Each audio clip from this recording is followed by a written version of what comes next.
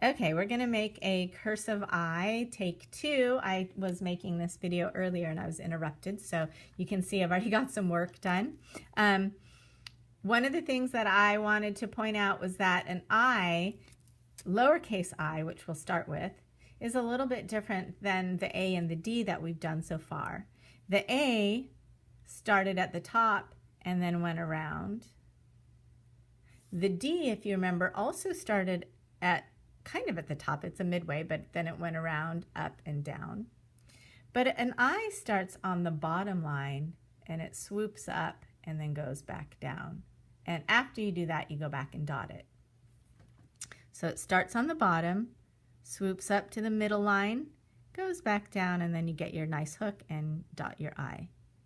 So once again, starting at the bottom, swoop up, back down, make a hook, and dot. And this is what it looks like if you're doing it on your own. Remembering to start at the bottom, then swoop up to the dotted line, back down, and make a hook. And then after that, you dot it. This is what it looks like when you're connecting your I to another letter. So there's the word it.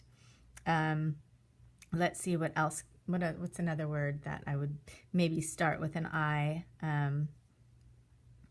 Can't think of anything, so I'll just do it again. With an I, you go up, touch, swoop down, and then you finish your word before you go back and dot. So there's it. So there's lowercase I. I have my page nicely tilted. I'm right-handed, so I'm tilting up towards the right. If I was left-handed, I might want to tilt towards the left. I might find that easier, but I'm right-handed. Now, with an uppercase I, it's a little bit different because it's not starting at the top and it's not starting at the bottom. You can see the starting point is kind of floating there in between lines.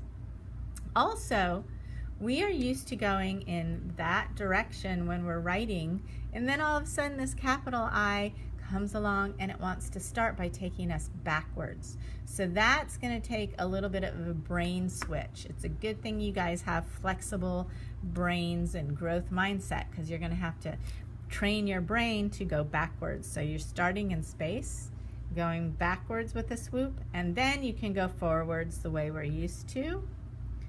You're going to go all the way to the top line, make a curve, and then down, and that is an I, capital I. So again, starting kind of in space, go backwards till you touch the dotted line, always doing a nice little swoop and curve around, touch the top line and down. Starting in space, backwards and touch the dotted line, and then around and up and a curve like so. Again, back, around to the bottom, up and down. This takes a lot of practice. Capitals sometimes are a little more difficult.